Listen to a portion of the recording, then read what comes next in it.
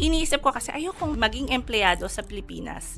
Traffic, yung babiyahe ka from Marikina, sabi mo na kahit Ortigas, Ay, isang grabe. oras mahigit na yon. Natatapatan mo na ba yung income mo dati sa ginagawa mo ngayon? So far, yes. Wow! Ang negosyo ay may 5 stages. Ang first stage is survival. Ang ibig sabihin survival, kung malalaman mo kung kukita o hindi.